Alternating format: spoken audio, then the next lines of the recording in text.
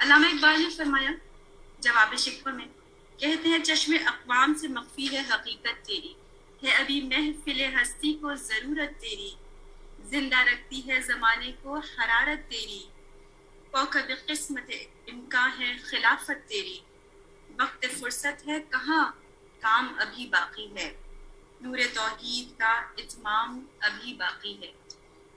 अपने सेशन के सिलसिले को जारी रखते हुए मैं दावत दूंगी अपनी अगली स्पीकर डॉक्टर कंवर कैसर को। जी, अस्सलाम वालेकुम वरहमतुल्लाहि वबरकातुहू। वालेकुम अस्सलाम वरहमतुल्लाहि वबरकातुहू। नहमदुहु व नुसल्ली अला रसूलिल करीम, अम्मा बाद, फ़अऊज़ु बिल्लाहि मिनश शैतानिर रजीम, बिस्मिल्लाहिर रहमानिर रहीम। रब्बिश्रह ली सदरी व यस्सिर ली अमरी वहलुल उक़दतम मिन लिसानी यफ़क़हू क़ौली। My legacy. मैं अपने पीछे क्या आसार और क्या चीज़ें छोड़कर जा रही हूँ, ये आजकल के यूथ को जानना बहुत ज़रूरी है। इसलिए कि हम एक ऐसी दुनिया में रह रहे हैं जहाँ पर हमें जो मैसेज दिया जाता है, जो सिखाया जाता है, वो है आई मी एंड माई सेल्फ, यानी सब कुछ मेरी ज़ात के इर्द गिर्द घूमता है। इससे होता ये है कि हम लोग लगातार ये सोच रहे होते हैं कि जो भी मैंने फ़ैसला करना है, सबसे पहले मैंने अपने इंटरेस्ट को देखना है, मुझे इससे क्या मिलेगा। आप देखिए, हम हर मामले में अपने फ्रेंड्स को, अपने फैमिली मेम्बर्स को, इवन शादी भी अगर हो जाए तो हम हर जगह ये नारा बुलंद करते नज़र आते हैं, what's in it for me, मुझे क्या इससे हासिल होना है। फिर इसी तरह से आई मी एंड माई सेल्फ में हम देखते हैं कि इंसान एक्सेसिवली अपने अंदर इनग्रॉस्ड हो जाता है, अपने बारे में ही सोचता है।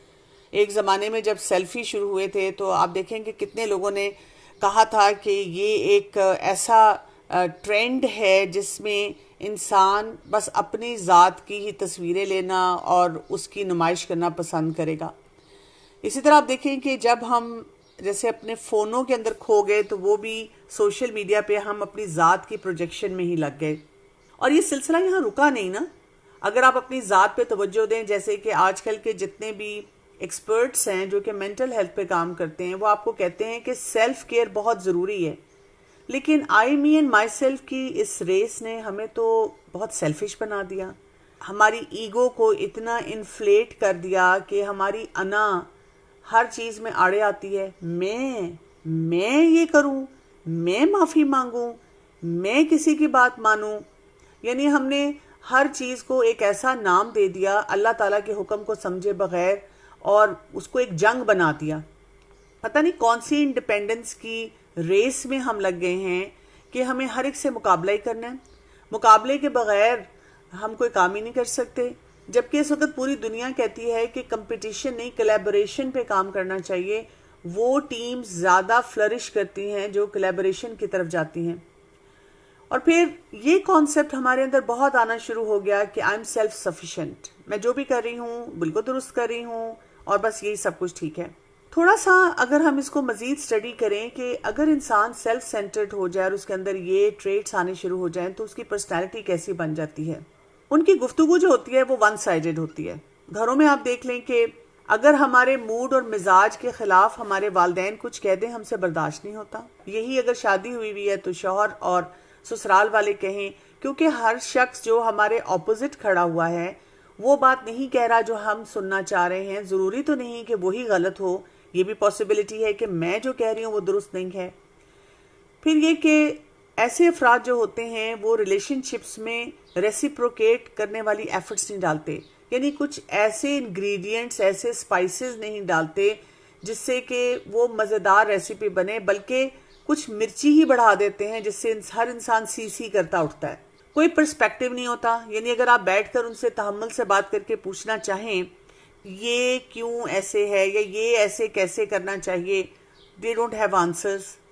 और उनको ये हर बात पे लगता है कि रूल्स अप्लाई नहीं करते हम पे, यानी हमें ना बताया जाए कि अल्लाह का क्या हुक्म है, हमें कोई हदीस ना सुनाई जाए, हमें माँ बाप भी ये ना बताएं कि जी ये हमारी फैमिली का रूल है। हम अपने रूल्स खुद बनाएंगे, और क्योंकि हमें शायद अक्ल कुल मिल चुकी है कि हम सब फैसले जो करते हैं बेहतरीन करते हैं, हमसे इंटेलिजेंट इंसान इस दुनिया में कभी पैदा ही नहीं हुआ और कोई हमारी कंसिडरेशन नहीं होती किसी के लिए। ये प्यार मोहब्बत के किस्सों में भी मैंने यही देखा है, लड़कियां सोचती ही नहीं हैं कि उनकी इन बातों का, इन हरकतों का पूरे ख़ानदान पे क्या असर होगा, फ़ौरन भी और बाद में भी। इसी तरह आप देखिए, किसी को अगर मेंटल हेल्थ का चैलेंज हो, क्योंकि आजकल इस तरह के चैलेंजेस बहुत ज़्यादा हैं, तो तब भी हम ये नहीं सोचते कि अगर मैं अपने आप को सेल्फ हार्म में लेके जाऊंगी या कोई गलत फैसले करूंगी तो खाली मैं मुतासिर नहीं होंगी, मेरे घर वाले सब मुतासिर होंगे। इनकंसिडरेट किस्म के हमारे डिसीजंस होते हैं, इवन फॉर करियर चॉइस, मकसद हयात को खोजते हुए भी। अल्टीमेटली ऐसा इंसान चाहता है कि मैं हर चीज़ को कंट्रोल करना शुरू कर दूं। इसके बरक्स हम जब सूरह अल-बकरा को देखें, आयत नंबर 261, तो वहां पर हमें क्या कॉन्सेप्ट दिया जा रहा है। मसलुल्लज़ीना युनफ़िक़ूना अम्वालहुम फ़ी सबीलिल्लाह कमसलि हब्बतिन अम्बतत सबअ सनाबिला फ़ी कुल्लि सुम्बुलतिन मिअतु हब्बा वल्लाहु युदाइफ़ु लिमन यशा वल्लाहु वासिउन Aleem. The example of those who spend their wealth in the cause of Allah is that of a grain that sprouts into 7 ears, each bearing 100 grains, and Allah multiplies the reward even more to whoever He wills, for Allah is all bountiful, all knowing.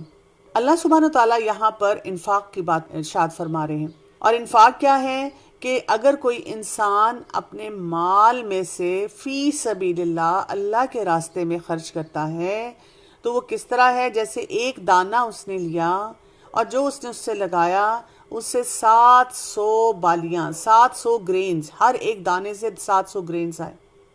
और फिर इसीलिए कहा गया वल्लाहु युदाइफु लिमन यशा, अल्लाह जिसके लिए चाहता है बढ़ा देता है। अल्लाह बहुत वुस्सत वाला है, बहुत इल्म वाला है। आई मी एंड माई सेल्फ हमें कॉन्सेप्ट देता है तंगी का, टनल विजन का। दिल को तंग करो, पैसे को तंग करो, रिसोर्सेज को अपने लिए रखो। और इन्फाक फी सबीलिल्लाह हमें दर्स देता है, हमें सिखाता है वुस्सत लाने का। अल्लाह ताला ने भी यहाँ पे अपनी क्वालिटी बताई है, वासिउन अलीम, वुस्सत वाला। आप थोड़ी देर के लिए अगर सोचते हैं ना मैं और मेरी ज़ात, और साथ ही आप सोचते हैं कि मैं ऐसा इंसान हूँ जो गिवर हूँ, तो आपको अपना दिल खुलता हुआ महसूस होता है। क्योंकि हमारी प्रॉब्लम यह है कि हमें वो लेगेसी को आगे लेकर कैरी करने का तरीका सही नहीं सिखाया गया, इसीलिए हम बहुत से एरियाज में परेशान रहते हैं। तो कैसे हम अपनी लेगेसी क्रिएट करें और अपनी सेल्फ केयर करते हुए हम ऐसे ना बन जाएं जो कि इतने रिस्ट्रेंट हों, इतने तंग दिल हों, उनके अंदर शुह नफ्स आ जाए कि हम अपनी ज़ात को ही नुकसान पहुंचाना शुरू कर दें, अपने इर्द गिर्द अपने रिलेशनशिप्स को डैमेज करना शुरू कर दें। तो इसके लिए हमें एक फार्मूला दिया है हमारे प्यारे नबी सल्लल्लाहु अलैहि वसल्लम ने। और इस हदीस में क्या आता है, When the human being dies, जब एक इंसान मर जाता है, his deeds end except for 3, उसके सब अमाल ख़त्म हो जाते हैं सवाए 3 के।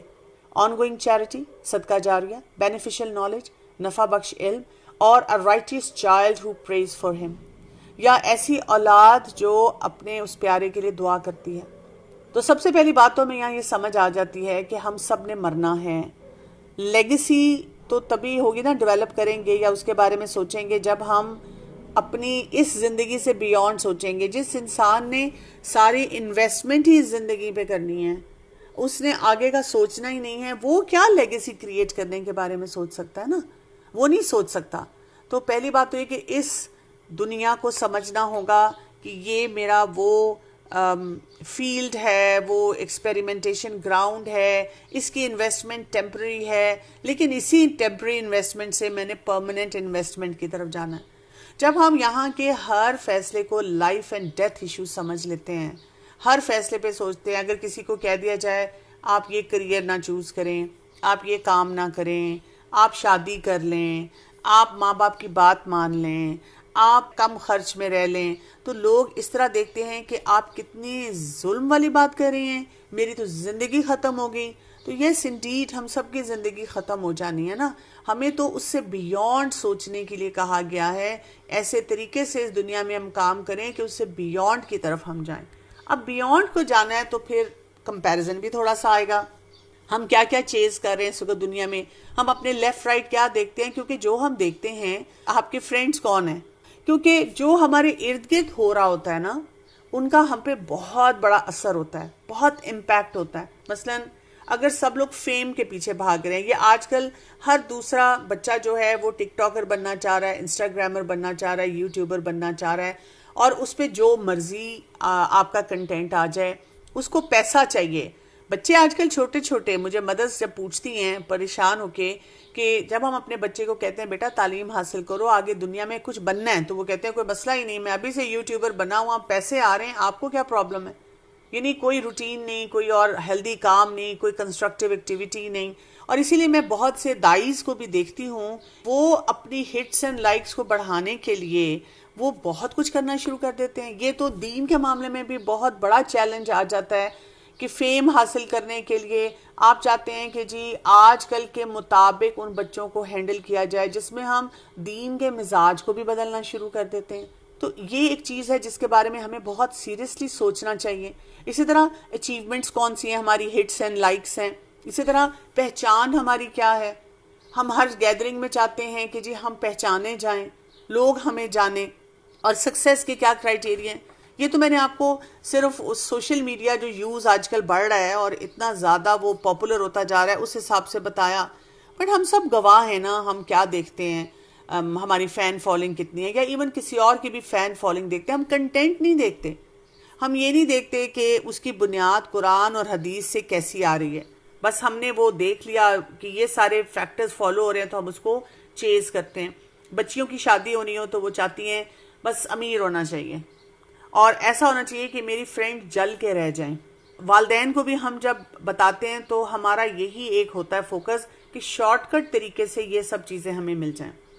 एक मज़े की कहानी है, आई एम श्योर आप लोगों ने भी सुनी होगी, कि एक शख्स कहीं बैठा हुआ था बीच पे और बहुत रिलैक्स कर रहा था। तो किसी ने गुजरते उससे पूछा कि तुम क्या कर रहे हो। उसने कहा कि मैं बस समुंदर को देख रहा हूँ, लहरों को देख रहा हूँ, सुकून हासिल कर रहा हूँ। उसने कहा अच्छा तुम काम क्या करते हो। तो उसने कहा कोई ख़ास नहीं, फिर छोटा मोटा ही काम करता हूँ, बस गुजारा ही होता है। उस शख्स ने इसको लंबा लेक्चर दिया और कहा कि तुम्हें मेहनत करनी चाहिए, तुम्हें कोई कारोबार बढ़ाना चाहिए, तुम्हें ये करना चाहिए। उसने पूरे मेहनत के क्राइटेरियन सारे देने शुरू कर दिए और वो सारे क्राइटेरियन देने के बाद उससे पूछता कि अच्छा फिर क्या फिर क्या फिर क्या। उसने कहा जब तुम इतने साल इन्वेस्ट करोगे अपनी ज़िंदगी में, 8-10 साल, और इतनी मेहनत करोगे और तुम्हारा बिजनेस पूरी दुनिया में फैल जाएगा। उसने कहा अच्छा फिर मैं क्या करूँगा। उसने कहा फिर तुम एक बीच पे जाना और वहाँ जाके रिलैक्स करना। तो उस शख्स ने कहा कि जो मैं इतना इस दुनिया में इन्वेस्ट करूँगा और फिर मैंने रिलैक्स करना है, तो क्यों ना मैं वैसे ही रिलैक्स कर लूँ और अपनी टेंशन्स को कम कर लूँ। अभी मैं वही कर रहा हूँ ना, तो why do I have to take a longer path. तो इसी तरह से हम भी जिन चीज़ों के पीछे दुनिया में भाग रहे हैं ना, और भाग भाग के हमने फिर उस पॉइंट पे पहुंच के रिग्रेट करना है कि मैंने इतने ईयर्स अपनी ज़िंदगी के ज़ाया किए। Why not start working on it right now. अभी से हम उस पर काम करना शुरू कर दें। तो क्या क्या काम करना है, ये हदीस हम पढ़ लेते हैं, लेकिन अक्सर जब हम ऐसी हदीस पढ़ते हैं तो हम सोचते हैं ये मेरी मामा और बाबा को पता होनी चाहिए, ये मेरी टीचर्स को पता होने चाहिए, यानी उम्र में बड़े अफराद हैं ये इस पे काम करें। मैं तो अभी बहुत छोटी मासूम सी हूँ और मुझे तो अभी थोड़ी अपनी ज़िंदगी को एंजॉय करना है, मुख्तलिफ एरियाज़ को एक्सप्लोर करना है और उसके बाद सोचना है कि मैंने क्या करना। तो हमें अभी से ये काम शुरू कर देना है। और मैं आपको बताऊं कि जब मैं भी शायद आपकी एज में थी तो मैं इवन अगर कोई रिलीजन के लिए भी प्लानिंग करती थी, सोचती थी ज़रा और मैच्योर हो जाऊं तो बहुत कुछ करूंगी। और मैच्योर होने के बाद समझ आती है कि जिस्म जवाब देना शुरू हो जाता है, अकल जवाब देनी शुरू हो जाती है, उस तरह की वो एनर्जी लेवल नहीं रहता है हर काम को करते हुए। और फिर अफसोस होता है कि उफ, वो जो वक्त था जब बड़ी एनर्जी थी, कुव्वत थी, उस वक्त करना चाहिए था। तो इसीलिए आप देखें कि जवानी का जिक्र, जैसे हमें पता चलता है ना कि जवान इंसान अगर अल्लाह की इबादत करता है तो उसका कितना अजर व सवाब है। तो बेनिफिशियल नॉलेज आपने शेयर करना है, क्योंकि देखें आप इस वक्त उस डोमेन में हैं, उस जगह पर मौजूद हैं जहाँ पर आप इल्म हासिल कर रहे हैं, स्कूल कॉलेज यूनिवर्सिटीज़ में पढ़ रहे हैं। आप इस वक्त इंटरनेट से कनेक्टेड हैं, आपको दुनिया की बहुत सी फील्ड्स का इल्म है, बहुत डाइवर्सिटी को आप जो है एम्ब्रेस करते हैं। तो यहाँ पे इल्म नाफियन की बात हो रही है। अब इल्म नाफियन में क्या क्या चीज़ें हैं, हम ये सारी लिस्ट को क्विकली देखेंगे। सबसे पहले तो इंटेंशन पे हमने ज़रूर नज़र रखनी है जब भी हम बेनिफिशियल नॉलेज को शेयर करने की बात करते हैं। मेरी नीयत क्या है। अगर हमारी नीयत यह है कि मैंने जी फलां शख्स की तरह बड़ा अच्छा पब्लिक स्पीकर बनना है और बड़ा जी मैंने ऐसे स्पीचेस करनी है, तो वो बेनिफिशियल नॉलेज आप अच्छी तरह शेयर नहीं कर सकेंगे, आपकी क्वालिटी कॉम्प्रोमाइज़ होगी, या मुझे इतनी हिट्स और लाइक्स चाहिए, ये चीज़ जो है ये आपके रास्ते में रुकावट बनेगी। तो सबसे पहला हमारा जो नीयत का एक पॉइंट है वो ये है कि मुझे अल्लाह की खातिर अल्लाह के बताए हुए तरीके से इस बात को कन्वे कर देना है, इसमें कोई मिलावट नहीं करनी। और दूसरा ये कि जब आप पहले नियत कर लेते हैं कि मैंने उस बेनिफिशियल नॉलेज को आगे ट्रांसफॉर्म करना है, आगे पहुंचाना है, तो पहला प्रिंसिपल ये होता है कि मुझे खुद उसके मुताबिक ज़िंदगी गुजारनी है ना, फिर मैं आगे लोगों को सिखा सकूंगा। कुछ भी, कोई भी चीज़ अगर आप चाह रहे हैं कि और अफराद सीखें और उस पर अमल करें, तो पहले आपको अपने ऊपर तवज्जो देनी होती है। ये सबसे इम्पॉर्टेंट बात है उस पैरामीटर की। फिर ये कि जब आप उसको समझ लेंगे, उसको आप इम्प्लीमेंट करेंगे, तो आपका सबसे इम्पॉर्टेंट वो जो पिलर आता है या फाउंडेशन आती है वो कुरान और हदीस से आती है कि आपने एक तो उसको पढ़ के अप्लाई करना है, आगे लोगों तक ट्रांसमिट करना है, उन टीचिंग्स को नहीं बदलना बल्कि अपने मिजाज को बदलना है। जैसे कई दफ़ा जब लोग कहते हैं कि कुरान और हदीस जो है ज़माने के साथ साथ बदले, लेकिन देखिए जब हम इस तरह का स्टैंडर्ड सेट करेंगे तो फिर तो हर ज़माने में हम कुछ का कुछ करते चले जाएंगे। लेकिन जब हम ये कहेंगे कि ये अल्लाह का हुक्म है, ये रसूलुल्लाह सल्लल्लाहु अलैहि वसल्लम का तरीका था, ये आप सल्लल्लाहु अलैहि वसल्लम के अक़वाल हैं, ये ज़माना इस तरफ जा रहा है, अब इसमें एप्लीकेशन कैसे होगी, तो वो हमारे लिए आसान हो जाएगा। फिर डे टू डे मैनरिज्म हमारी कैसी है और हम आगे लोगों को कैसे ट्रांसलेट करते हैं, कैसे वो हमें देखते हैं, ये है शेयरिंग ऑफ बेनिफिशियल नॉलेज। मैंने कुछ खाया तो कूड़ा कहाँ फेंका, मैं कहीं शादी पे गई हूँ, किसी इवेंट पे गई हूँ, मैंने अपना खाना कैसे खाया, जंक से अपने आप को कैसे बचाया, प्लेट अपनी कैसे साफ सुथरी रखी, आसपास लोगों को सलाम किया, कैसे लोगों से इंटरेक्ट किया, कैसे नामहरमों से अपने आप को बचाया। मैं सोशल मीडिया पे भी बैठी हुई हूँ, वहाँ मेरे मैनरिज्म क्या हैं। मैं कॉलेज यूनिवर्सिटी में भी जाती हूँ, मैं प्रोजेक्ट्स पे ज़्यादा तवज्जो देती हूँ या किसी ऑपोजिट जेंडर के शख्स को ही अपना प्रोजेक्ट बना लेती हूँ। यानी कितने सारे एलिमेंट्स हैं जिनको सोचने की ज़रूरत है। जितनी भी बेनिफिशियल नॉलेज है, छोटा है या बड़ा है, उसमें हमारी इंटेंशन काउंट करती है। हो सकता है आप में से कोई शख्स बहुत चाहने के बावजूद कोई बहुत बड़ा पब्लिक स्पीकर ना बने, दैट्स ओके। लेकिन अगर वो अल्लाह ताला के पास कबूल हो गया और वो आपकी लेगेसी बन गई, तो वो कहाँ तक जाएगी रहती दुनिया तक, आपने कभी सोचा भी नहीं होगा। आपने कोई एक जुमला कहीं कहा होगा और वो किसी शख्स को ऐसा हिट किया होगा कि हो सकता है कि वो कोई बहुत बड़ा आलिम दीन या पब्लिक स्पीकर बन जाए और सारा अजर जो है वो आप तक आता रहे। तो ये ना सोचें कि ये बड़ा काम है या छोटा काम है, ये बड़ी बात है छोटी बात है, इंटेंशन सही रख के वो काम करें। मैं ज़्यादातर गैदरिंग्स में जो जाती हूँ अभी तक, कई दफ़ा मेरे पास 4 लोग, 5 लोग, 8 लोग, 10 लोग होते हैं। कभी कभी कुछ लोग एक किस्म की माजरत सी करते हैं कि अच्छा इतने थोड़े लोगों में आपको बुला लिया। तो मैं इसी फॉर्मूले पे चलती हूँ कि हो सकता है कि वहाँ पे बैठा हुआ कोई एक शख्स इस बात को ऐसे सुनकर आगे पहुँचा दे। So numbers should not be important for अस।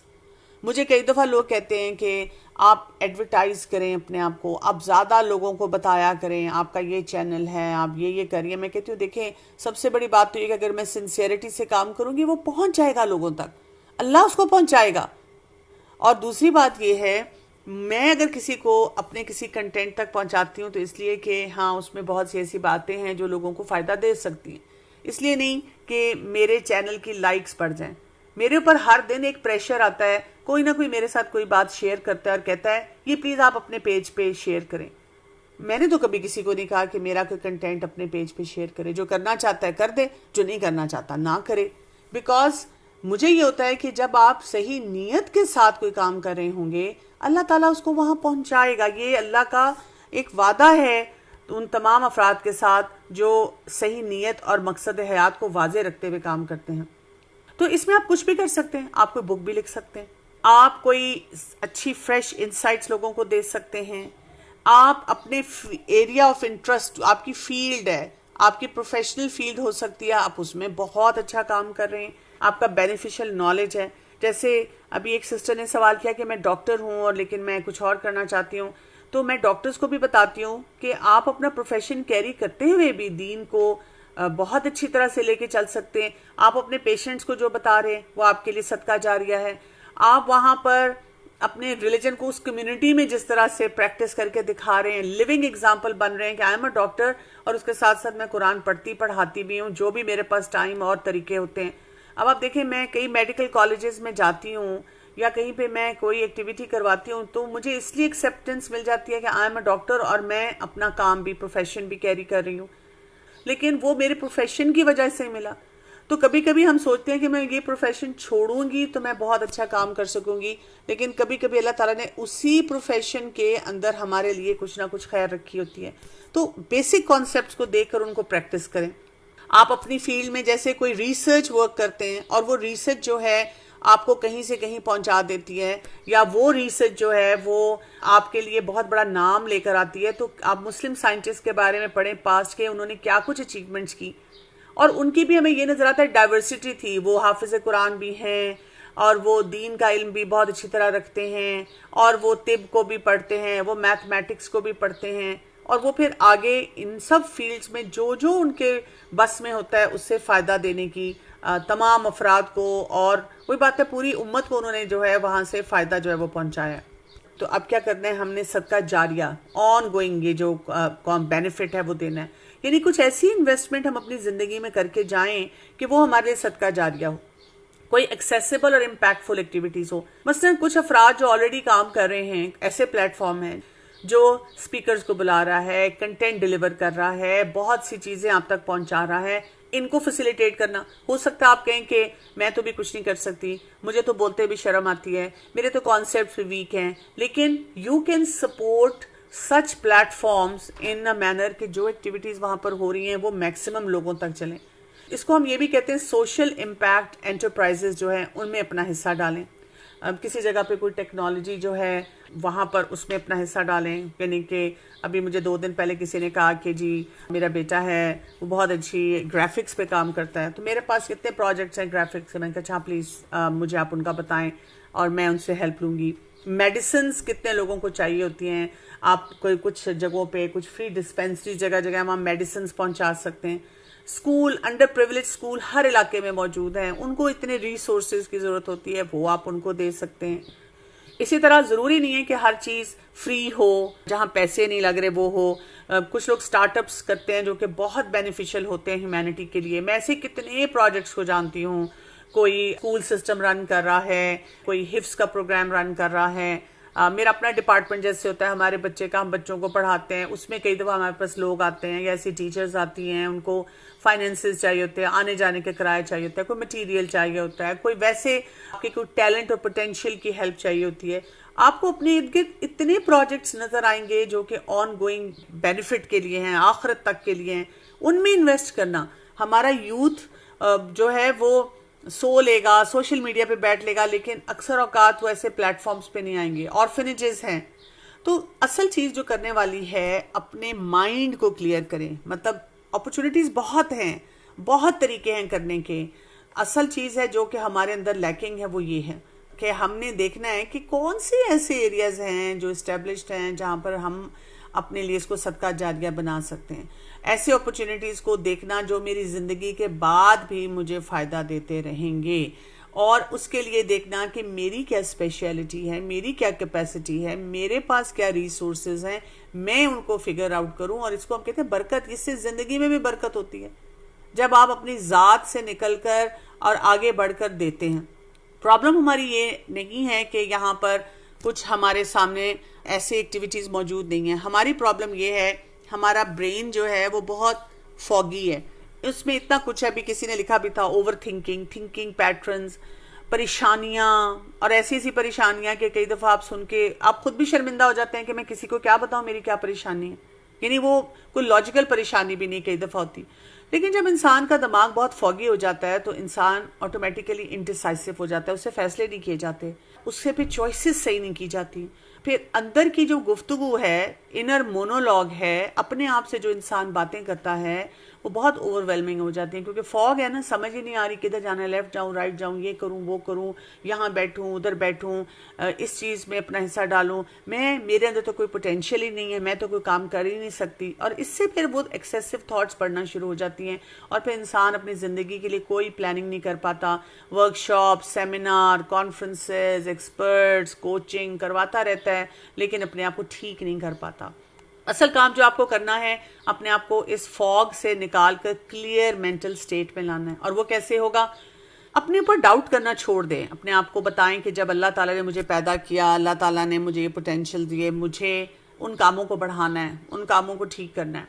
मैं आपको बताऊं कि आज से तकरीबन 25-26 ईयर्स पहले मैंने भी जब कुरान पढ़ना शुरू किया, और मैं अपनी एक दोस्त के घर बैठी हुई थी और उससे पढ़ रही थी, उसने जब मुझे कहा कि आप कुरान का कोर्स करें, मैं बहुत बिगनर थी, तो मुझे ऐसा शौक लगा। मैंने कहा मैं करूं, मुझे तो कुछ भी नहीं आता, और I don't think so I can do anything. और उसने मुझे सिर्फ एक बात बताई जो मेरी कुरान मेंटोर ने उनको शायद कही मेरे बारे में। वो कहती हैं कि मुझे इसमें पोटेंशियल नज़र आता है, काश ये कुरान को ज़्यादा पढ़ ले।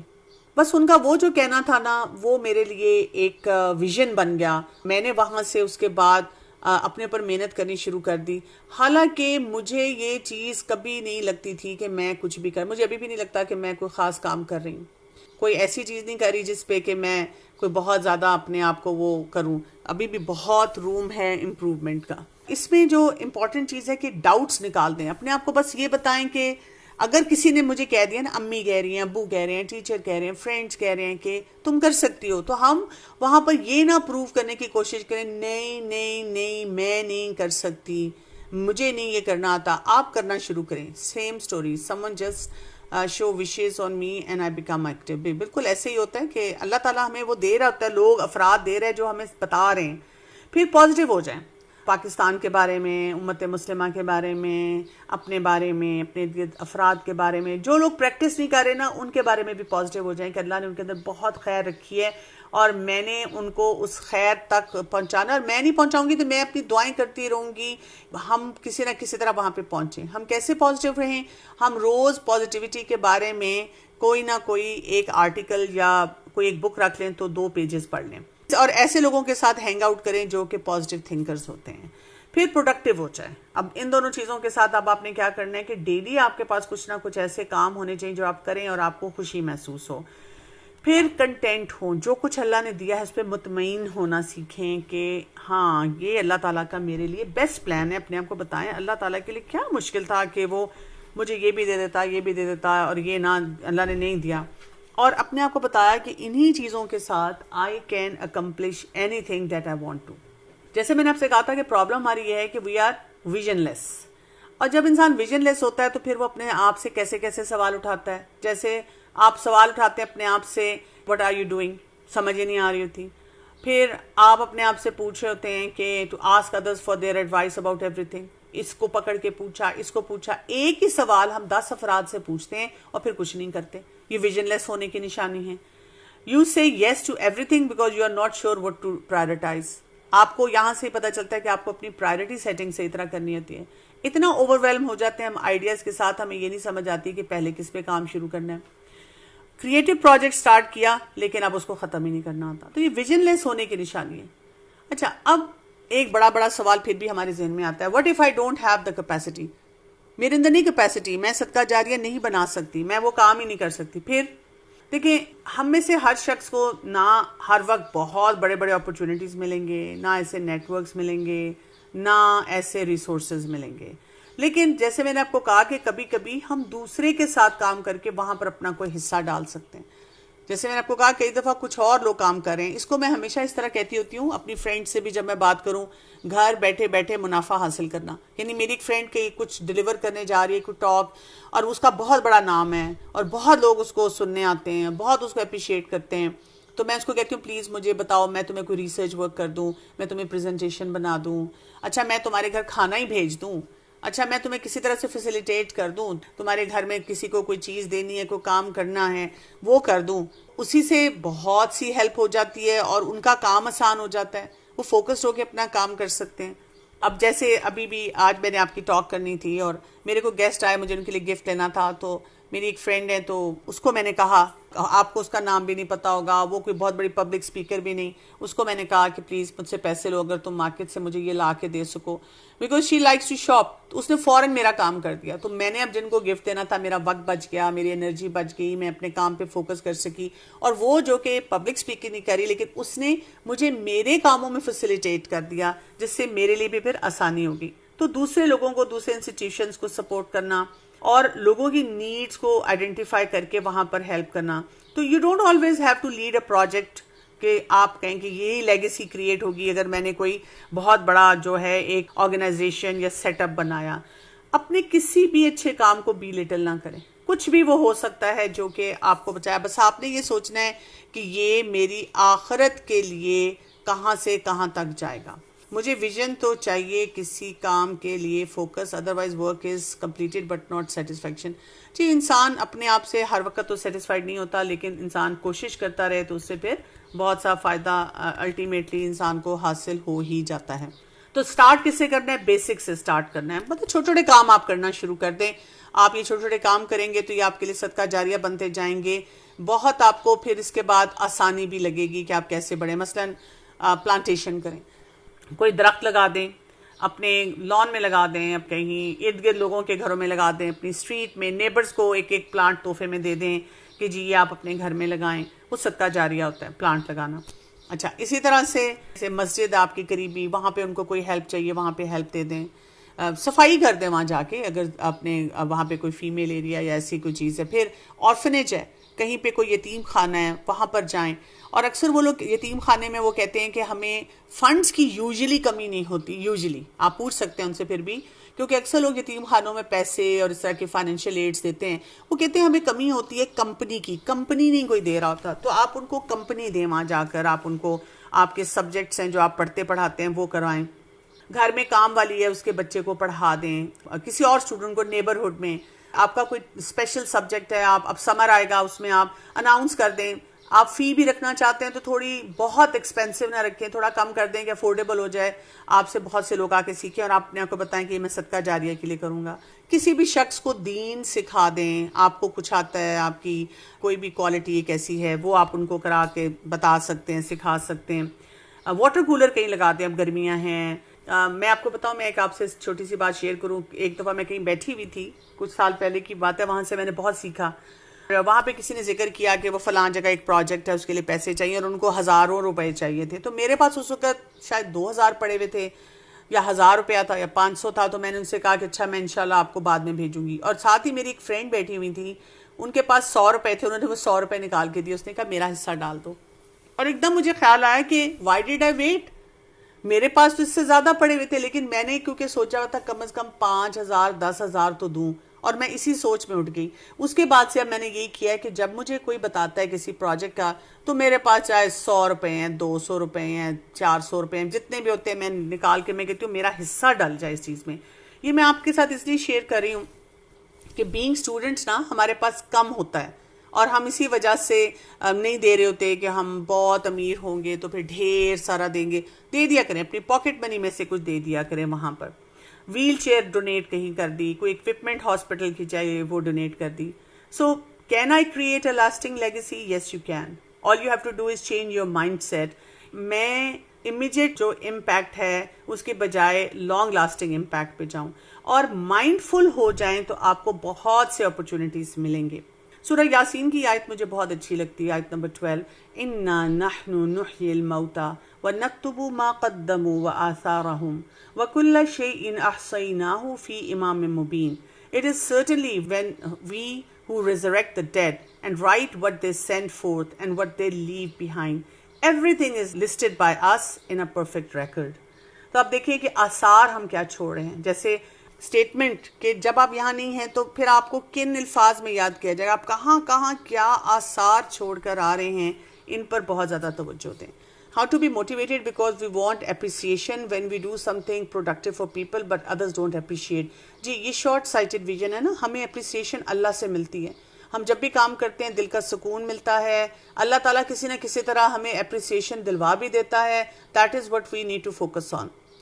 How to be consistent? Consistent रहने के लिए आपको बेबी स्टेप्स लेने चाहिए। इसके अलावा अपनी टारगेट सेटिंग सही करनी चाहिए, ऐसे लोगों के साथ रहना चाहिए जो आपको कंसिस्टेंसी में हेल्प करते हैं। सिर्फ एक चीज़ में नहीं, अपने पूरे लाइफस्टाइल में कंसिस्टेंट होने की ज़रूरत है। टाइम मैनेजमेंट कैसे करें, टाइम मैनेजमेंट के प्रिंसिपल्स को पढ़ें, simple. But if we want to do something big, make plan but very slow action takes place, plus shy to do what we actually want to do, like become a speaker, overcome shyness. फिर थोड़ा थोड़ा करें, baby steps के साथ करें, फिर आपके लिए आसानी हो जाएगी। रियाकारी से बचने की टिप, रियाकारी से बचने की टिप ये कि बहुत ज़्यादा ओवर इंडल्ज ना हो। अगर आपने किसी प्रोजेक्ट पे काम किया है, आपके जो गलतियां आपसे हुई हैं आप उन पर नज़र रखें, और इसके साथ साथ आप जो जो मुश्किलात आपकी ज़िंदगी में आई हैं आप उनमें से अपने आप को बचाने की कोशिश करें। मतलब मैं तो बेसिकली ये करती हूँ, I move to the next project, मैं बहुत ज़्यादा सोचती नहीं हूँ उसके बारे में, and I try to avoid जहाँ पर सिर्फ तारीफ़ें हो रही हों। कुछ आपके सर्कल में ऐसे लोग होने चाहिए जो आपको सिंसियर फीडबैक भी दे रहे हों। How to be focused and stop procrastinating, work on the focus, read करें, गूगल करें, ऐसे वर्कशॉप्स अटेंड करें, प्रोक्रेस्टिनेशन के बारे में पढ़ें और उसके ऊपर भी काम करें। एक्चुअली मैं ये नोट कर रही हूँ कि आपके ज़्यादातर क्वेश्चन स्किल्स के बारे में, तो स्किल्स आप ऑनलाइन भी सीख सकते हैं, मुख्तलिफ फोरम्स पे भी सीख सकते हैं। वो सीखेंगे तो ये फिर काम करना इंशाल्लाह आपके लिए आसान हो जाएगा। यहाँ पे मैं आपसे इजाज़त चाहती हूँ। जज़ाकल्लाह खैर। सुब्हानकल्लाहुम्मा व बिहम्दिका अशहदु अल्ला इलाहा इल्ला अंता अस्तगफिरुका व अतूबु इलैक। अस्सलामु अलैकुम व रहमतुल्लाहि व बरकातुहू।